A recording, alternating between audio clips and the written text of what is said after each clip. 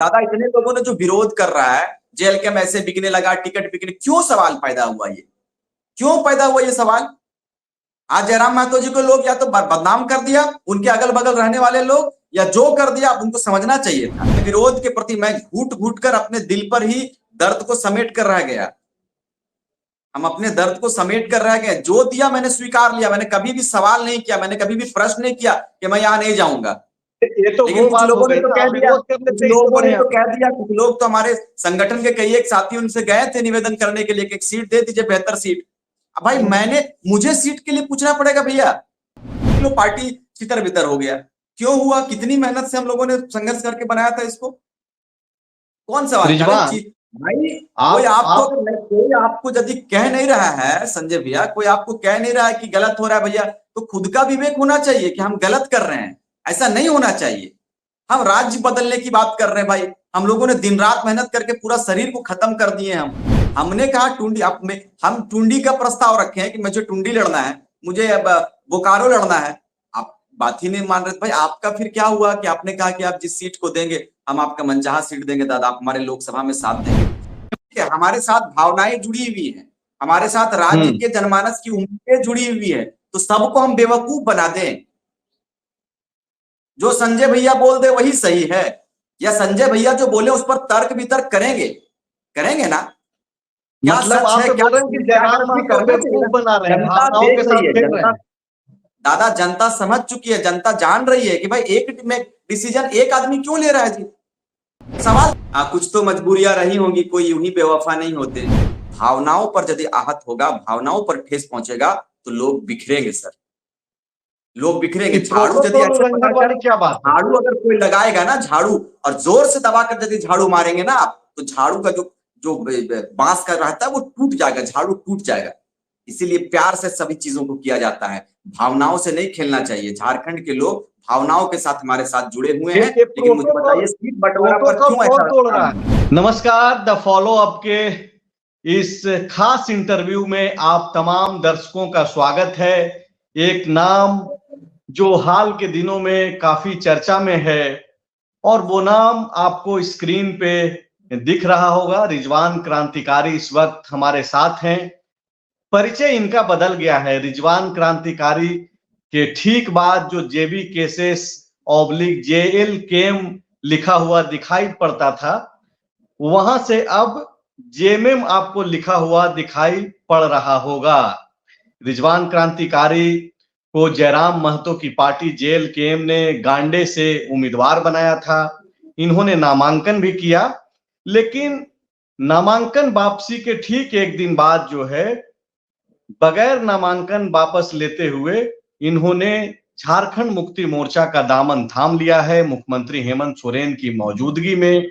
और उसके बाद से कई तरीके के सवाल हैं, आरोप हैं। लेकिन इससे पहले कि रिजवान क्रांतिकारी से मैं बातचीत करना शुरू कर दूं, उसके पहले एक और आज जो मनोज यादव हैं कोडरमा से, जिनको उम्मीदवार बनाया गया था और जिनका नामांकन रद्द हो गया किसी कारणवश, वो आज एक वीडियो उन्होंने पोस्ट किया और उसमें एक तरीके से उन्होंने जयराम महतो पे कई सारे सवाल खड़े किए हैं, और एक तरीके से रिजवान क्रांतिकारी का उन्होंने साथ भी दिया है, लेकिन सवाल भी खड़ा किया है इनके ऊपर भी। तो कई मुद्दे हैं, सोशल मीडिया पे कई तरीके की बातचीत की जा रही है। रिजवान क्रांतिकारी को कोई गद्दार बता रहा है, तो कोई बता रहा है कि बहुत अच्छा निर्णय लिया गया है। तो ये तमाम तरीके के जो भी सवाल हैं, आरोप हैं, उन सब से जो है बातचीत करेंगे। और रिजवान से मेरा पहला सवाल है कि रिजवान, आपका परिचय बदल गया है, सबसे पहले तो ये बताइए कि कैसा लग रहा है? नहीं, सबसे पहले धन्यवाद देंगे आपका। क्योंकि मेरी व्यस्तता थी थोड़ी, मैं बिजी था थोड़ा सा, और आप कह सकते हैं कि आ, थोड़ा उदास भी था, थोड़ा ठीक भी था, थोड़ा मतलब आप कह सकते हैं कि जिस घर को हम लोगों ने तैयार किया, आप कह सकते हैं कि जिसको सींचने में हम लोगों ने बहुत संघर्ष किया, और सबों ने संघर्ष के रास्ते को इख्तियार भी किया। और मैंने भी ऐसा सोचा नहीं था, लेकिन अचानक चीजें बदल गई, और अचानक से अब कह सकते हैं कि ऐसा मोड़ आया कि निर्णय लेना पड़ा। और क्योंकि ये अब मैं तो अभी सोशल मीडिया थोड़ा बंद किया हूँ, इसलिए कि इतना सारा मैसेज, इतना सारा कॉल्स, इतना पत्रकारों का फोन, मैं सोचा इत्मीनान से फिर मैं तमाम लोगों को एक एक करके फिर बात करूंगा। तो आज सुबह भी आपने फोन किया, उस वक्त भी थोड़ा तबीयत ठीक नहीं थी, फिर मैं एक कार्यक्रम में भी था, तो मुझे लगा कि अभी बात करना चाहिए आपसे। तो परिचय नहीं बदला है, परिचय मैं सबों का भाई अभी भी हूँ, बस कुछ चीजें बदल गई। क्यों बदली कुछ चीजें? ये जो परिचय जो बदला है, जेल केम के क्रांतिकारी रिजवान अब झामुमो के नेता के तौर पे अब सामने आए हैं, तो ये परिचय बदलने की क्या जरूरत आन पड़ी तब, जबकि आपको जयराम महतो की पार्टी ने उम्मीदवार बनाया, और वहां से उम्मीदवार बनाया जहां से कल्पना सोरेन लड़ रही हैं। वो कल्पना मुर्मू सोरेन जो मुख्यमंत्री हेमंत सोरेन की पत्नी है, तो उनके सामने आपको एक बड़ी जिम्मेदारी सौंपी गई थी। देखिए दादा, असल हमने टुंडी का भरा था फॉर्म, मेरे पास अभी भी फॉर्म रखा है, टुंडी का भरा, बोकारो का भरा था। ये दो पर्ची मेरे पास अभी भी हैं। और मैं चाहता था कि मैं इन दोनों जगहों में से एक जगह से कहीं से चुनाव लड़ूं, क्योंकि लोकसभा में हमने चुनाव लड़ा नहीं। लोकसभा में मैं, चूंकि आदरणीय टाइगर जयराम महतो जी का मैं बड़ा सम्मान करता था शुरू से, और बिल्कुल एक भाई की तरह मैं उनको मानता भी था, मित्र जैसा भी मानता था, बहुत अभी भी करीब है हमारे, ऐसी कोई बात नहीं। विचार वो राजनीतिक दल का ये संदेश हो सकता है अलग, लेकिन हमारा अभी भी वही विचार है। मेरा किसी से बैर भी नहीं है, मैं सबों के साथ वैसा ही हूँ, बस दल बदल गया है। लेकिन उसके बाद भी मुझे गांडे का बात रखा गया, और बगोदर का रखा गया, जामताड़ा का रखा, इस तरह से फिर सबों ने कहा कि आपको गांडे लड़ना चाहिए। तो मैं, चूंकि सम्मान में मैं कहीं भी कहीं पे भी किसी को ठेस नहीं पहुंचाता हूँ। जो लोग कहते हैं मैं उनको स्वीकार करता हूँ, समझ के मैंने स्वीकार किया। सबों ने कहा, हमारे केंद्रीय अध्यक्ष महोदय जो जेल कैंप के थे, वो उन्होंने कहा, मैंने स्वीकार किया। मैं बोला चलो ठीक है, मैं लड़ूंगा गांडे। अब जब गांडे में गया तो थोड़ी सी क्या थी कि वहां के लोगों में नाराजगी भी थी। इस तरह से टुंडी वालों में नाराजगी थी कि डुमरी वाले कैसे यहाँ चुनाव लड़ेंगे। वो वहां, चूंकि चीजें थोड़ी अलग हो गई, कोई यहाँ से लड़ने लगा, कोई वहां, चूंकि अपना जो गृह क्षेत्र था वहां से जो लोग तैयारी करके रखे थे, मन बना कर रखे थे, तो वहां से पार्टी ने टिकट नहीं दिया। लेकिन फिर भी हम लोगों ने पार्टी का सम्मान मान रखा, और मैंने स्वीकार भी कर लिया, मैं नामांकन भी किया। लेकिन अंतिम समय में क्या थी कि चीजें कुछ बदलने लगी वहां पर। लगने लगा था ऐसा कि भाई रिजवान जी यहाँ से क्यों लड़ रहे हैं, कुछ चीजों का डिमांड है, ये तमाम चीजों में कई एक बार अध्यक्ष आदरणीय टाइगर जयराम महतो जी से मैं बहुत बार संपर्क किया, लेकिन उनसे बात नहीं हो पाई, क्योंकि उनके साथ में कौन रहते थे नहीं रहते थे ये हम लोगों को भी अंतिम समय पर पता नहीं चल पाने लगा। क्योंकि मैं एक प्रत्याशी हूँ, आप हमारे केंद्रीय अध्यक्ष हैं, मैं ना तो मेरी कांटेक्ट संसदीय बोर्ड से हो पा रही थी, ना जो स्क्रीनिंग कमेटी वगैरह जो क्या क्या बनाया था, मुझे तो कहीं पर रखा नहीं गया था, क्योंकि भाई हमारे ऊपर तो बड़ा बड़ा इल्जाम लगाने का।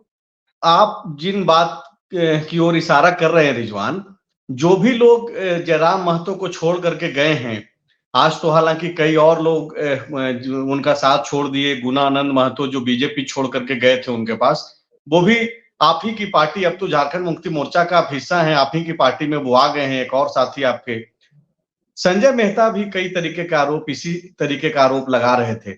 तो क्या आप ये बोल रहे हैं कि ये जो पार्टी के नाम पे जो फैसले हो रहे हैं, जयराम महतो अकेले फैसले ले रहे हैं, उसमें आपके जैसे जो चेहरे, जो जेल कैंप के एक बड़े चेहरे के तौर पे माने जाते थे, देखे जाते थे, उनसे कोई राय विमर्श नहीं किया जा रहा है? नहीं दादा, कोई मुझे तो ऐसी कोई सूचना नहीं मिलती थी। मुझे बस बोल दिया जाता था कि हाँ आज मीटिंग वहां पे है, आज मीटिंग यहाँ हो रहा है। वहाँ मतलब मैं बुराई नहीं करना चाहता, क्योंकि उस घर को हमने बनाया था, बड़ी जद्दोजहद से हमने बनाया था, और बिल्कुल मेरी भावनाएं जुड़ी हुई हैं उनके साथ, मेरे इमोशनल्स जुड़े हैं। और मुझे लगता है कि जब तक जीवन रहेगा मैं उनके साथ व्यक्तिगत आप कह सकते हैं कि दलीय विचारधारा अलग हो सकती है, लेकिन व्यक्तित्व में हम लोग एक दूसरे के भाई रहेंगे। आप दल के विचारधारा के साथ चल सकते हैं, लेकिन हमारा जो संबंध है वो हमेशा रहेगा। तो बड़े भाई कौन सा छोटे भाई। विचारधारा है फिर? एक ऐसी विचारधारा है जहां आप लोग एक साथ नहीं आ पा रहे हैं। व्यवहारिक रिश्ते अलग चीजें, वो होनी चाहिए, सबके साथ बना रहना चाहिए। लेकिन आप जो ये बोल रहे हैं रिजवान कि जिस तरीके के फैसले हो रहे हैं और वैचारिक तौर पे आपकी उनकी नहीं बन पा रही है, तो ये दल में कौन फैसला ले रहा है? वही तो सवाल है ना। मुझे रिजवान लगता है क्रांतिकारी, आप क्या ऐसे ही मुझे लग, शौकिया तौर पे आप अलग हो गए, जेएमएम में चले गए, या फिर क्या वजह रही? मुझे लगता है कि आदरणीय टाइगर जयराम महतो जी के साथ में जो जी। लोग हैं, या तो उनकी मिसअंडरस्टैंडिंग है या उनकी खुद की गलती है। ये मैं क्लियरिफाई नहीं कर पा रहा हूँ, ये मैं स्पष्ट नहीं कर पा रहा हूँ, लेकिन मुझे लगता है कि चीजों को समझना चाहिए था, क्योंकि वो केंद्रीय अध्यक्ष थे। और मैंने कहा था, मैं हमेशा कहता हूँ, मैं बोला था कि भाई आप थोड़ा चीजों को समझो, क्योंकि हम मजाक नहीं कर, हम चुनाव लड़ रहे हैं। आप जामताड़ा में किसी और को दे रहे हैं, अब झरिया में उनको दे रहे हैं जो कभी जीवन में मैंने उनको देखा नहीं संगठन में काम करते हुए। भाई कौन कर रहा है निर्णय ये सब? मैं ऐसे ऐसे कैंडिडेट्स, भाई आप उस पे भी मैं चुप, मैं मौन। चलो ठीक है, आप जो कर रहे हो, जो संसदीय बोर्ड बनाए हो, जो चयन कर रहा है, जो टिकट दे रहा है, करो जो करना है, लेकिन भाई कम से कम टेलीफोनिक बात होनी चाहिए। कम से कम मेरी क्या समस्या है इनको सुनना चाहिए, मैं किस चीज से आहत हूँ इसको सुनना चाहिए, मेरे दर्द को सुनना चाहिए। आप बड़े भाई हो, आप हमारे पार्टी के अध्यक्ष हो। आप एक तो, मैं वहां चला गया गांडे, अब वहां पर कुछ लोग पर कुछ चीजों का विस्तार नहीं हो पाया था, ना संगठन बढ़िया से मजबूत था। तमाम चीजों को मैं मजबूती प्रदान कर रहा था धीरे धीरे। अब इनको मनाऊं तो वो रुस जाए, उनको मनाऊं तो वो मुंह फुला ले। भाई अब चुनाव लड़ रहे थे तो मुझे लगा कि यहाँ पर चुनाव लड़ने से हम बहुत ज्यादा ये नहीं रह हो पाएंगे, सरवाइव नहीं कर पाएंगे। या मुझे लगा था, बहुत सारी चीजों को मैंने सोचा, चिंतन मनन किया, तो मुझे लगा कि बर्बाद नहीं करना चाहिए जो लोग थे। मैंने तमाम मुस्लिमों से भी मेरी बात हुई, मौलाना साहब लोग से मेरी बात हुई। मैंने कहा क्या किया जाए, क्योंकि इस टाइप से अगर वातावरण बन जाए तो बहुत बड़ा, मान लीजिए अल्पसंख्यकों का भी जो आवाज उठने लगा था कि नहीं आपको चुनाव नहीं लड़ना चाहिए, इसलिए कि आपका नया नया, अभी मैं जान परिचय और पहचान बनाने में मुझे लगता है कि 15 दिन चला जाता है, 5 दिन बचता तो मैं वहां देखिए सर्वाइव नहीं रिजवान, कर पाता। तो आप जो बात बोल रहे हैं, आप दो बात बोल रहे हैं। एक आप ये बोल रहे हैं कि आपके समाज, आपके कौम, अल्पसंख्यक समाज का दबाव था कि आप चुनाव नहीं लड़े। दूसरी बात आप ये बोल रहे हैं कि आपको डर लग गया था कि गांडे से आप चुनाव नहीं जीतेंगे। तो ये तो आपका निजी मसला है, फिर इसमें जयराम कहाँ है? फिर जयराम को लेकर के क्यों बातचीत हो रही है? आप तो अपनी डर की वजह से नहीं चुनाव लड़े वहां से, या फिर आप अपने समाज के दबाव में आप चुनाव नहीं लड़े? नहीं नहीं, आपको तो मुझे बताना कहा होगा ना कि दरअसल मसला क्या है। मुझे लोगों ने कहा कि आपको अचानक भेज दिया गया, यही निर्णय अगर 2 महीना पहले होता तो अच्छा होता। कहीं ना कहीं पार्टी की भी तो गलती है, पार्टी ने मुझे अचानक से वहां पर भेजा। क्यों भेजा अचानक से? हमको यदि वहां जाना था तो मुझे पहले बता दिया होता, मैं पहले 2 महीना पहले तैयारी करता। आप मुझे तो क्यों 20 दिन भेजा गया पहले। वहां पे? आपको आपको क्या लगता है, जयराम महतो ने यह फैसला क्यों लिया कि रिजवान को अब गांडे से चुनाव लड़ाया जाए? अब ये तो दादा का, उनका निजी मामला हो सकता है, उनके साथ में जो अगल बगल लोग रहते हैं वो उनका मामला हो सकता है। पहली नहीं बात तो तो आप भाई, तो समझे होंगे ना, आपकी समझ नहीं क्या मुझे कहती है उनका? नहीं मुझे मैं देखो दादा, मैं बड़ा सम्मान करता था जयराम महतो जी का, मैं बहुत सम्मान करता था। मैं हमेशा उनके साथ रहता था। वो जो कह देते थे, मैं ना कभी नहीं, मुझे ना बोलने की आदत ही नहीं थी। वो कह दिए हम्म। ये करना है, ये करना है, मैं कभी भी उन पर सवाल एक खड़ा ही नहीं करता था। लेकिन थोड़ी तकलीफ इस बात की लगी कि मैंने फोन किया, लगातार मैं स्विच ऑफ आया। मैं भाई मेरी समस्या कौन सुनेगा? दिल बड़ा आहत हुआ, लेकिन सम्मान मेरे दिल में हमेशा उनके लिए रहेगा। मेरी शुभकामनाएं भी रहेंगी कि वो जहां रहे अच्छा से रहे। मेरी शुभकामनाएं हैं वो चुनाव बेहतर रूप से लड़े, तो आपकी बेहतर रूप से जीते। शुभकामनाएं डुमरी में बेबी देवी के साथ है, बेरमो में अनूप सिंह के साथ है, कि जयराम महतो के साथ है? अब देखो, मैं चूंकि इंडिया गठबंधन का एक सिपाही के रूप में दामन थामा हूं, तो मुझे लगता है कि इंडिया गठबंधन के सिद्धांतों पर मुझे फॉलो करना चाहिए। नहीं तो वही वही तो मैं पूछ रहा हूँ ना, आपसे सवाल पूछ रहा हूँ ना। नहीं भाई, इंडिया गठबंधन के साथ ही रहूंगा ना। क्योंकि लोग ये भी बोल रहे हैं कि भाई रिजवान आज यहाँ है, कल कहाँ रहेंगे, परसों कहाँ रहेंगे, ये किसी को मालूम नहीं है। आवाज कम उम्र में ही बड़ा आवाज सफर तय कर चुके हैं इधर से उधर का। क्या सर, फिर से कहेंगे ना, आवाज कट रही है। लोग ये भी बोल रहे हैं कि रिजवान आज यहाँ है, कल कहाँ रहेंगे, ये भी अभी लोग समझ नहीं पा रहे हैं। नहीं है, जहां आना था वहां है। मतलब जेएमएम में ही रहेंगे अब आप? बिल्कुल रहे। कुछ लोग ये बोल रहे हैं रिजवान कि रिजवान क्रांतिकारी को बहुत बड़ा ऑफर किया गया, इसलिए जो है वो चले गए झारखंड मुक्ति मोर्चा। क्या वाकई में इस तरीके की बातचीत है? सोशल मीडिया पे ऐसा लिखा ऑफर बोला की जा रहा बात होती है सर, ऑफर की बात होती तो ऑफर को रखते, नामांकन वापस नहीं लेते। मुझे ऑफरों की परवाह नहीं है। मैंने देखा जहां सम्मान में कमी आने लगे वहां से स्वतः निकल जाना चाहिए। मुख्यमंत्री जी का फोन आता है, मुख्यमंत्री जी से मेरी बात होती है, मुख्यमंत्री ने कहा अभी आओ। मैं मुख्यमंत्री का बात को स्वीकार किया, मैं गया, उनसे मिला, बातचीत हुई। तो मैंने शुरुआती दौर में कहा था कि रिजवान सभी चीजों पर कंप्रोमाइज करता है, मान सम्मान पर कंप्रोमाइज नहीं कर सकता है। मान सम्मान के साथ में ही मेरा सिस्टम जुड़ा हुआ है।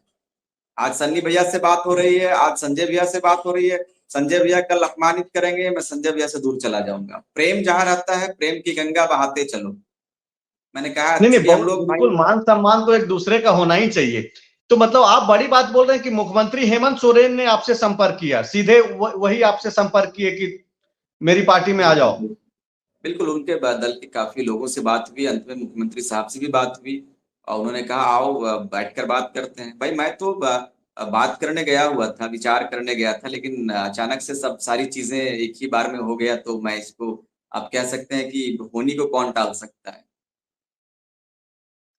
लेकिन होनी मेरी को कौन टाल शुभकामना, सकता है? बिल्कुल जो एक लोग एक मेरी वीडियो बुराई चल करते रहा। हैं, दादा जो लोग मेरी बुराई करते हैं, मेरे संघर्ष को देख ले। रिजवान आज भी संघर्षों के नाम से जाना जाता है। रिजवान के पुराने वीडियोस उठाकर देख लो। लोकसभा के चुनाव में जितना रिजवान ने मेहनत किया, अगर किसी एक सज्जन ने मेहनत किया होगा जयराम जी के अलावा, तो मैं आज भी राजनीति से हट जाऊंगा। क्योंकि मैं बिल्कुल जमीन से जाकर, जमीन से जुड़कर, जिस चीज को केंद्रीय अध्यक्ष महोदय ने बखूबी से जाना, बखूबी जाना, उन्होंने कहा था कि आप जिस सीट को मांगेंगे, मनचाहा सीट हमारे पास उसका है, कहा हुआ था उन्होंने कि आप जिस सीट को हाथ रखोगे वो सीट आपकी होगी, लोकसभा में हमारा मदद करें। मैं चूंकि उनको बड़ा भाई मानता था, मैं जीवन में, भैया मैं किसी चीज से, जिसको मैंने आपको बड़ा भाई मैंने माना तो आपके लिए जान निछावर कर दूंगा, लेकिन आप अगर गलत करोगे तो फिर मैं बहुत दूर चला जाऊंगा आपसे। ये जीवन 4 दिन का है भैया, आज मर जाएंगे, कल कोई याद नहीं करेगा, लेकिन जिस जीवन को हमने पाया है उस तो जीवन पर मैं तो बेहतर काम करना चाहूंगा। आप ये बोल रहे हैं कि जयराम महतो ने आपके साथ गलत किया? नहीं, ये वो गलत किया या उनको गलत करवाया गया, ये मैं नहीं कह सकता। तो कौन करवा रहा है गलत? जयराम महतो बच्चे थोड़े हैं, अब एक पार्टी के अध्यक्ष हैं। अब पार्टी के अध्यक्ष हैं, फिर भाई हमसे तो छोटे ही है ना, कहीं ना कहीं 29 साल हो रहा है। अब मान लीजिए वो भी एक्सपीरियंस नहीं है, उनको भी राजनीति का अनुभव नहीं है, लेकिन चीजों को समझते हैं। मुझे लगता है कि उनके साथ में जो लोग हैं, या उनके सलाहकार बोलिए, या संसदीय कमेटी में जो लोग हैं, उनको वो बेहतर लोग मुझे नहीं लगता। इसलिए अगर वो बेहतर होते तो शायद ये डिसीजन नहीं होता कि भाई निरसा वाला सीट किनको दिया जाए, जामताड़ा का सीट किनको क्यों दिया गया, ये सीट, ये सवाल कोई नहीं करा। देख लो पार्टी छितर बितर हो गया, क्यों हुआ, कितनी मेहनत से हम लोगों ने संघर्ष करके बनाया था इसको, कौन सवाल करे रिजवान, भाई। आप कोई आपको यदि कह नहीं रहा है संजय भैया, कोई आपको कह नहीं रहा है कि गलत हो रहा है भैया, तो खुद का विवेक होना चाहिए कि हम गलत कर रहे हैं। ऐसा नहीं होना चाहिए। हम राज्य बदलने की बात कर रहे हैं भाई, हम लोगों ने दिन रात मेहनत करके पूरा शरीर को खत्म कर दिए। हम लोग भी अच्छे जीवन को जी सकते थे, लेकिन फिर भी आप हमारे संघर्ष को भूल जा रहे हैं भाई। हमने कहा टुंडी, आप में हम टुंडी का प्रस्ताव रखे हैं कि मुझे टुंडी लड़ना है, मुझे अब बोकारो लड़ना है। आप बात ही नहीं मान रहे। भाई आपका फिर क्या हुआ कि आपने कहा कि आप जिस सीट को देंगे हम आपका मनचाहा सीट देंगे दादा, आप हमारे लोकसभा में साथ देंगे, क्योंकि आपके बिना हम लोकसभा बेहतर रूप से नहीं लड़ सकते हैं। तो भाई हम दिन रात आपके लिए लगे, लड़े, बिल्कुल लगे रहे ना। मुझे 1 रुपया का लालच था, मुझे सिर्फ ये था कि मैं जिसके लिए काम कर रहा हूं वो सफल हो जाए बंदा। मैं उनके लिए जेल चला गया, जयराम महतो को भगाने के लिए मुझे जेल में डाल दिया गया। कहां गया मेरे संघर्ष को, गाथा को कौन सुनेगा। हम दिन रात संघर्ष करके, बिल्कुल घर परिवार त्याग करके पूरे आंदोलन को हम लोगों ने तैयार किया है। आज रिजवान पर उंगली उठाने वालों का तांता लग सकता है, लेकिन रिजवान के सवालों का जवाब कोई दे कि रिजवान के संघर्षों को कौन बताएगा। बड़े बड़े अब तो बहुत सारे लीडर्स आ जाएंगे ना, अब बहुत सारे लीडर्स आ जाएंगे, क्रीच वाले लीडर्स आएंगे, लेकिन हमारे संघर्ष पर कोई बात करे वो समझ में आ जाएगा कि ये कैसे तैयार हुआ है। जेएलके, जेबी कैसे, जेबीएसएस, फिर जेबी कैसे, उसके बाद जेएलके। इन पूरे सफर को, 3 साल के सफर को कोई 3 दिन, भैया अभी हमारे साथ कोई कार्यक्रम में चलेगा ना, 4 घंटा बाद भाग जाएगा वो। लेकिन हमने 3 साल का सफर तय किया। तो आप ये बोल रहे हैं रिजवान कि आपका एक तरीके से अल्पसंख्यक चेहरा के तौर पे आपको इस्तेमाल किया गया लोकसभा चुनाव के दौरान? नहीं भाई, मैं कभी भी अल्पसंख्यक समाज पर मैंने बात किया। मैं बेशक मुस्लिम हूं, लेकिन मैंने हर समुदाय का नहीं, आप क्योंकि सम्मान किया। अल्पसंख्यक मोर्चा के अध्यक्ष हर बनाए गए समुदाय थे, मुझे इसलिए मैं चाहता है। सवाल कर रहा हूँ। हर आपको समुदाय केंद्रीय मुझे चाहता है। कुछ लोगों को कह देने मात्र से मैं एक समाज का लीडर भले हूं, एक समाज का बेटा भले हूं, लेकिन सारे समाज के हम्म। लोगों ने मुझे स्वीकारा, ये सत्य है। आज संजय भैया से मेरा व्यक्तिगत बढ़िया संबंध है। संजय भैया हमारे भाई हैं। मैं दिन रात भाई के इरादे से आपके लिए दुआ करूंगा। जयराम महतो जी हमारे अलग हो सकते हैं, लेकिन इंसान एक हो सकते हैं दादा। मैंने कभी भी, मेरे दिल पर आप मुझसे इतना नहीं, मिले हो, मेरे से जो मिलता है बोलता दादा आप बहुत अच्छे हो। क्यों अच्छा कहता है? मैं बिल्कुल अलग रहता हूं। मुझे बिल्कुल इंसानियत पर विश्वास है कि हम एक इंसान है, अच्छा कर्मों को हम करेंगे। नहीं, अरे बिल्कुल इसी पार्टी पे। आज है कल चली जाएगी, इंसान जिंदगी आज जिया कल मर जाएंगे, लेकिन बेहतर काम करना चाहिए। आज इतने लोगों का जो रिजवान, दादा, इतने लोगों ने जो विरोध कर रहा है, जेल के में ऐसे बिकने लगा, टिकट बिकने, क्यों सवाल पैदा हुआ? ये क्यों पैदा हुआ ये सवाल? आज जयराम महतो जी को लोग या तो बदनाम कर दिया, उनके अगल बगल रहने वाले लोग, या जो कर दिया अब उनको समझना चाहिए था। हम मंचों से बड़ी बड़ी बातें कर देंगे तो कल दिन फिर से मेरी बदनामी होगी कि देखो इतना बड़ा बड़ा बात कर रहा है, टिकट बेच दिया। जामताड़ा पर सवाल करेगा, मैं चुप हो जाऊंगा। कौन जवाब देगा जामताड़ा पर? रिजवान, आप जब बोल रहे हैं कि हम जयराम महतो के लिए जेल गए, लोकसभा में जयराम महतो के बाद अगर कोई काम किया तो वो रिजवान किया, और आपसे वायदा किया गया था कि आपको या तो टुंडी या बोकारो, जहां से आप लड़ना चाहें नहीं, आप आप लड़ेंगे। जहां से बोलोगे आपको टिकट दे दिया जाएगा। लेकिन फिर भी आपको जो है बगैर पूछे आपकी मर्जी के खिलाफ टिकट दिया गया नहीं गांडे बोला, से।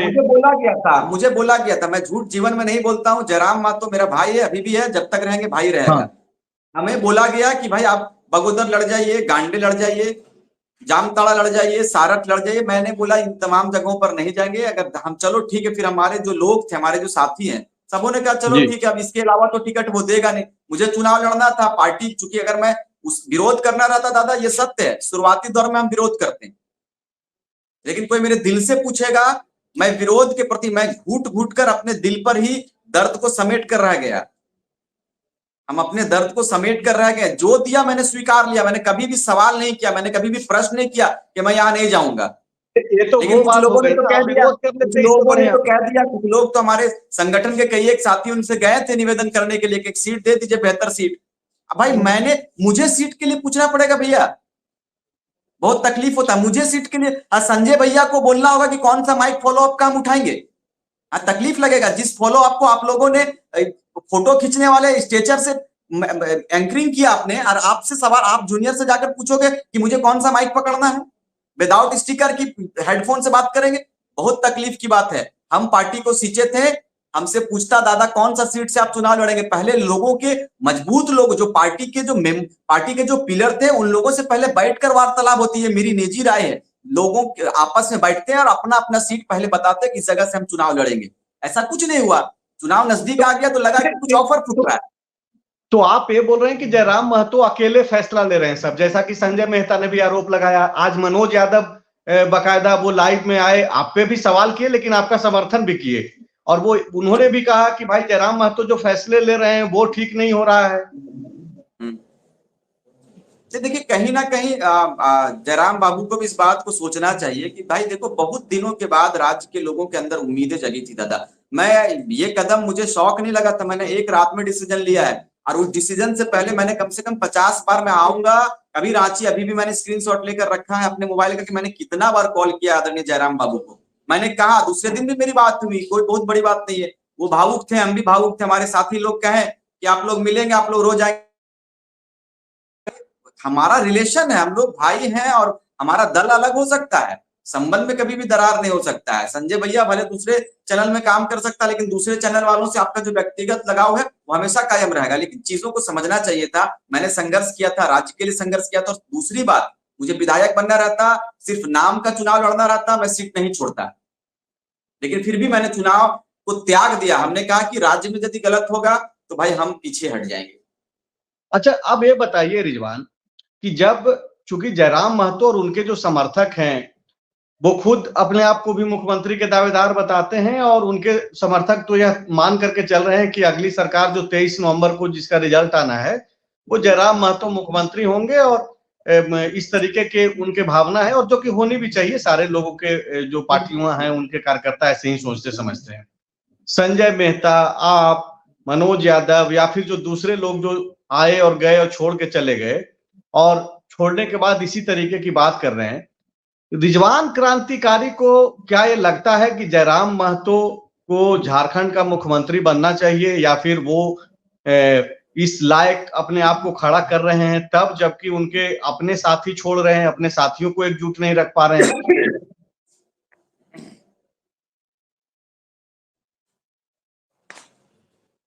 दादा, हमारी जो टीम थी, हमने जो टीम को बनाया था या जो टीम हमें मिला था, मुझे लगता है कि आदरणीय केंद्रीय अध्यक्ष महोदय ने समेट कर नहीं रख पाया, या पता नहीं एक होता है कि विनाश काले विपरीत बुद्धि, पता नहीं क्या हो गया उनको। हम लोग चूंकि हम लोगों से मिलना जुलना कम हो गया दादा। हमारे पास अगर वो रहते तो हम लोग उनको समझाते थे कि ऐसे करना है, इस तरह से करना है, लोगों के साथ कैसे पेश आना है, क्या कहना है, क्या बोलना है, इन तमाम चीजों पर हम लोग मूल्यांकन करते थे, फिर मंच से बोलते थे।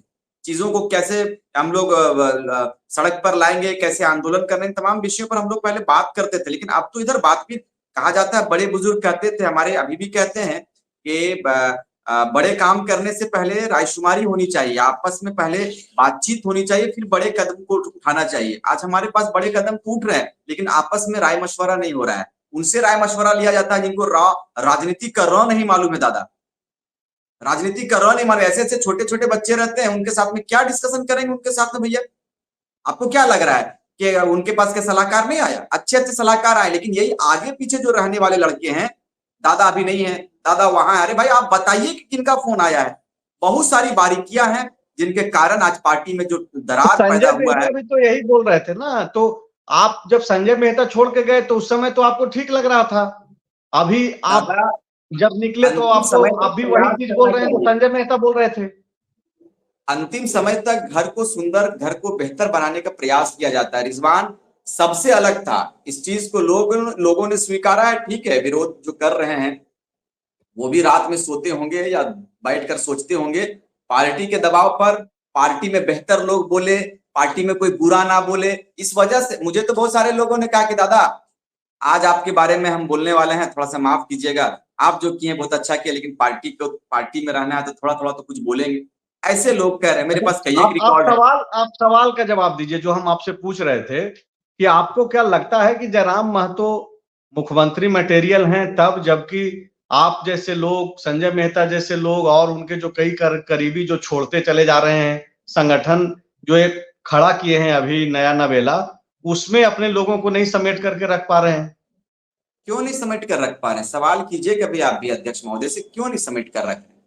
हम बड़ी बड़ी बातें कर देंगे आपके कैमरे में आकर, आपके चैनल में आकर, तो हम बहुत बड़े नहीं हो जाएंगे। ये लोग समझने लगे हैं, चीजों को समझने लगे हैं, चुनाव है और आज के जमाने में लोग इतना बेवकूफ नहीं है। हमारे साथ भावनाएं जुड़ी हुई है, हमारे साथ राज्य के जनमानस की उम्मीदें जुड़ी हुई है, तो सबको हम बेवकूफ बना दें? जो संजय भैया बोल दे वही सही है, या संजय भैया जो बोले उस पर तर्क वितर्क करेंगे ना? मतलब आप बोल रहे हैं कि जयराम महतो बेवकूफ बना रहे हैं, भावनाओं के साथ खेल रहे हैं। दादा जनता समझ चुकी है, जनता जान रही है कि भाई एक डिसीजन एक आदमी क्यों ले रहा है जी। सवाल तीन ही का जवाब दीजिए ना आप। धनबाद विधानसभा से चुनाव लड़ रहे हैं, मैंने तो आज तक उनसे मुलाकात भी नहीं हुई हमारी। क्या हमारे संगठन के लोग वहां पर नहीं थे?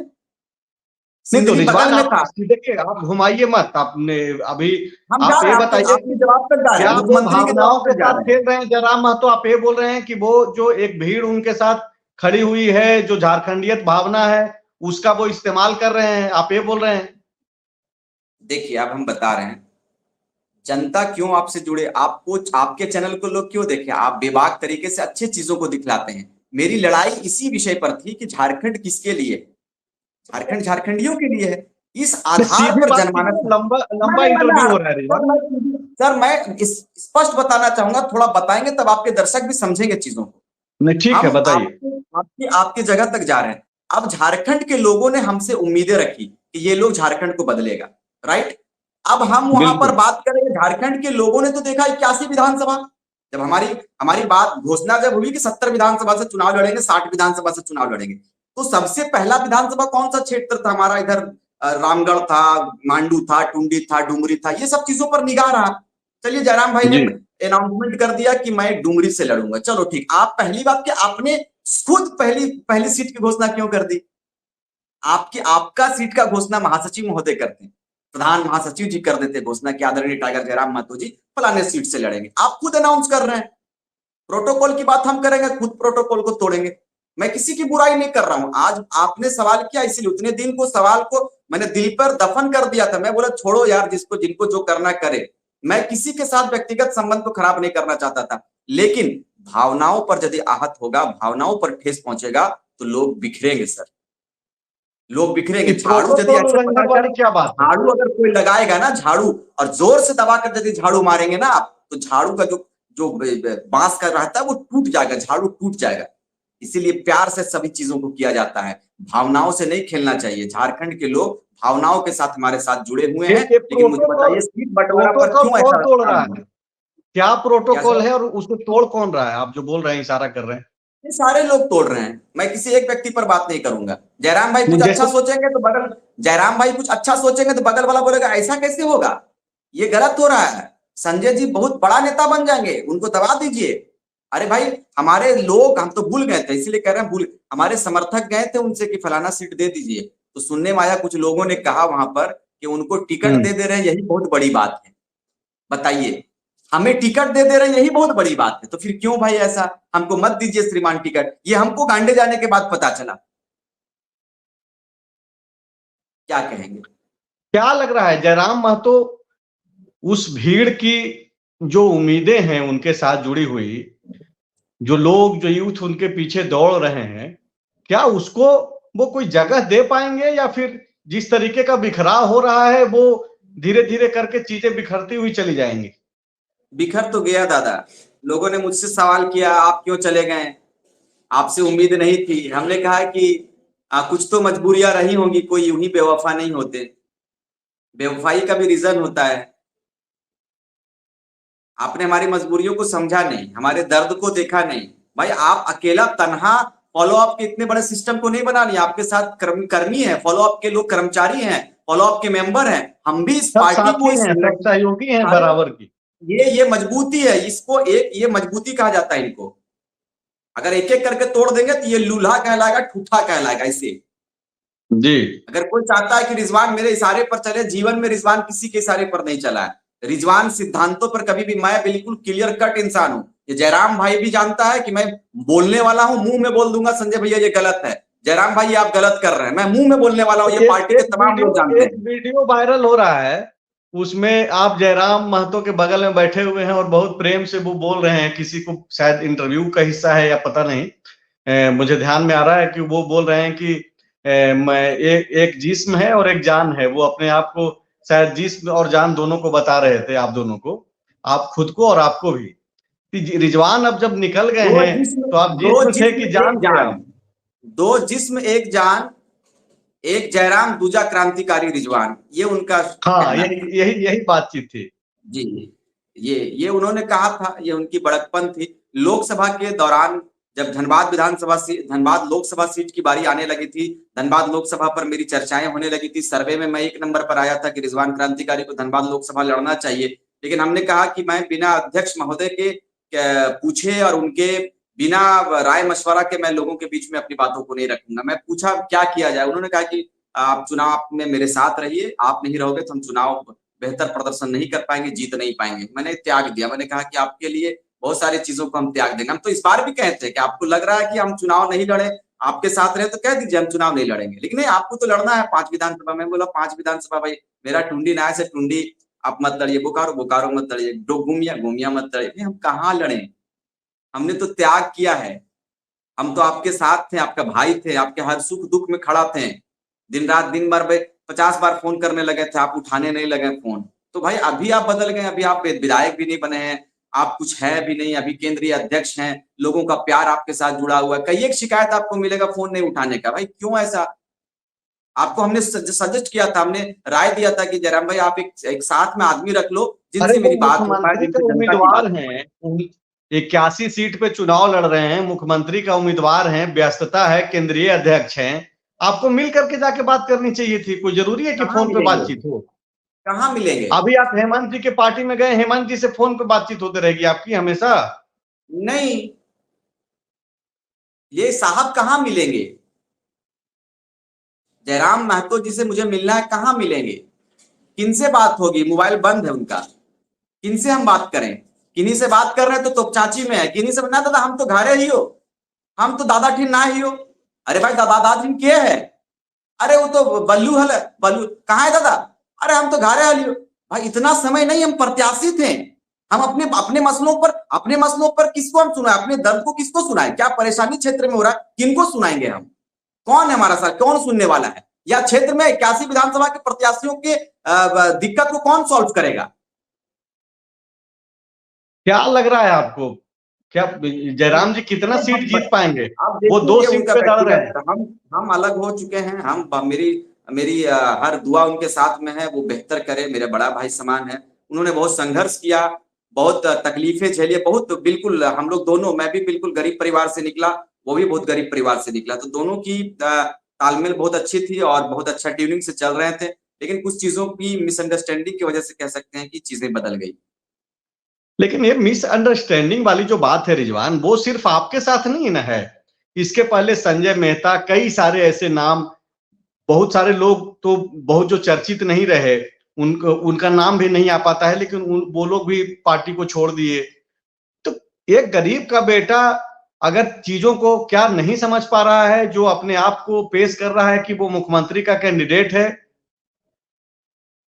अब ये उनका व्यक्तिगत मामला हो सकता है दादा कि वो क्या कर रहे हैं नहीं नहीं, कर रहे हैं। मैं जब व्यक्तिगत तक कैसे मामला है? आप सार्वजनिक जीवन में हैं, वो भी सार्वजनिक जीवन में है। व्यक्तिगत उनके घर का निजी अब मसला उनको थोड़े है। समझना चाहिए चीजों को, तो अब हो सके रिजवान के निकलने के बाद हो सके चीजों में सुधार आवे। हाँ, ये पॉजिटिव सोच है, ये हो सके पॉजिटिव रिजवान सोच है। के, क्योंकि ये राज्य का बड़ा एक विषय बन गया कि रिजवान क्रांतिकारी ने मुख्यमंत्री के समक्ष जेएमएम में शामिल हो गए। एक खुशी की जी। लहर भी थी, झारखंड मुक्ति मोर्चा हो, इंडिया गठबंधन हो, उसमें एक खुशी की लहर थी। मेरे पास लगातार भी लोग आ रहे हैं और लगातार कांग्रेस पार्टी के, लगातार झारखंड मुक्ति मोर्चा के, या लगातार जो लोग हमसे जुड़े थे उनका तांता लगा हुआ है। खुशी की लहर भी है, लेकिन दिल में कहीं एक तरफ गम भी है कि मैंने जो मेरा भाई था वो आज हम लोग अलग अलग ट्रैक पर चल रहे हैं। तो कहीं ना कहीं भावुक पल था, इसीलिए मैंने 2 दिन किसी से बात नहीं किया। मैंने अपने आप को बड़ा संभाला, बहुत सिस्टम में लाया, तब जाकर आज आपके बीच में हूँ, आज लोगों के बीच में हूँ। और आज भी मैं देखिए, आज 2 दिन से मैं इसी शर्ट को पहना हूं, मन थोड़ा सा विचलित है। मैंने चीजों को बहुत समेटने का प्रयास किया संजय दा, मैंने सोचा कि चलो अब हो जाएगा ठीक, अब हो जाएगा, अब हो जाएगा, अब हो जाएगा। मैं बड़ा प्रयास किया, हमारे सारे साथी प्रयासरत थे, प्रयास किया उन्होंने लगातार। 2 बजे रात भी बुलाते थे, मैं क्या 2 बजे क्या रात जाता सलाह था। देना चाहिएगा जयराम महतो को? नहीं, मेरी शुभकामनाएं हैं उनके साथ में, वो बेहतर करे, कोई जीवन कोई में बेहतर सलाह भी करे। दे दीजिए। सलाह नहीं, बस बेहतर करे, लोगों को समेट कर रखें आप। और आप कह सकते हैं कि ये जामताड़ा वाला सीट पर भी विचार करना चाहिए था, झरिया वाला सीट पर भी विचार करना चाहिए था।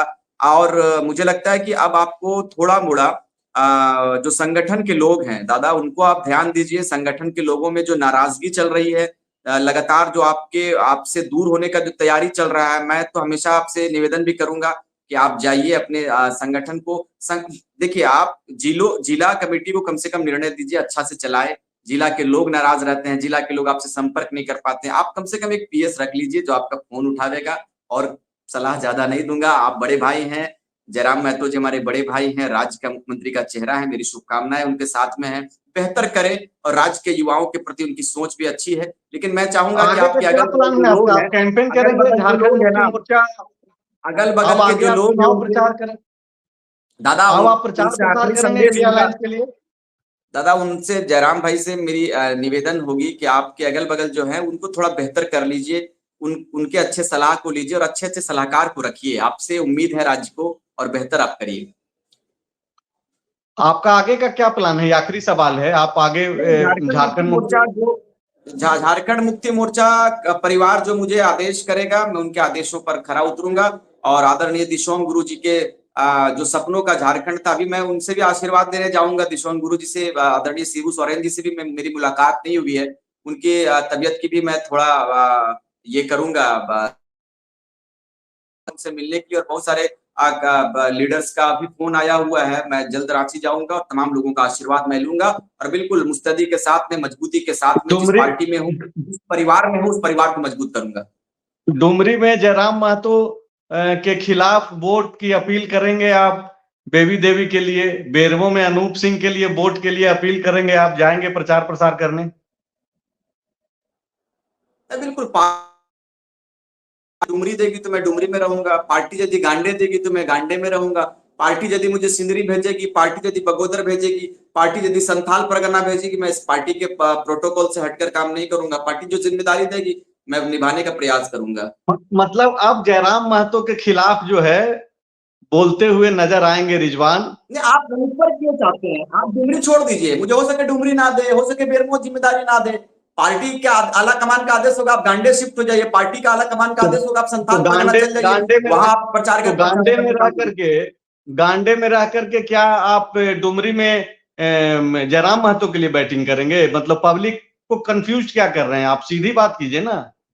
नहीं, पब्लिक को कंफ्यूज नहीं कर रहा हूँ। पार्टी मुझे कह देगी कि आप फॉलो अप में रहेंगे तो मैं आपके साथ रहूंगा। पार्टी यदि कह दे कि मैं आज तक में रहूंगा तो वहां चला जाऊंगा। पार्टी तो जिम्मेदारी मुझे देगी, मैं जिम्मेदारियों को बखूबी निभाने का प्रयास करूंगा। चलिए, शुक्रिया रिजवान द फॉलो अप से जुड़ने के लिए। ये रिजवान क्रांतिकारी हैं जो अब झारखंड मुक्ति मोर्चा का हिस्सा बन गए हैं। कुछ दिनों पहले तक जयराम महतो और उनकी पार्टी JLKM का हिस्सा थे। गांडे से इनको उम्मीदवार बनाया गया था, लेकिन नाराज होकर के जो है ये अब झारखंड मुक्ति मोर्चा आ गए हैं। मुख्यमंत्री हेमंत सोरेन ने खुद इनकी ज्वाइनिंग कराई है और अब ये कई तरीके की बातचीत कर रहे हैं। हालांकि कोई तल्खी नहीं है, जयराम महतो को अब भी अपना बड़ा भाई मान रहे हैं। बता रहे हैं कि उनके आसपास रहने वाले लोग जो हैं वो ठीक नहीं है, अच्छे फैसले नहीं लेने दे रहे हैं, या फिर जयराम महतो अच्छे फैसले नहीं ले पा रहे हैं। तो कई तरीके के सवाल हैं। आप ये पूरा इंटरव्यू देखिए और समझिए कि वो जयराम महतो और वो उनकी पार्टी जो दावा कर रही है झारखंड को बदलने का, उनके साथ रहने वाले लोग क्या सोचते हैं उनको लेकर के, उनकी पार्टी को लेकर के। शुक्रिया। thefollowup.in. Like, share, and subscribe. www.thefollowup.in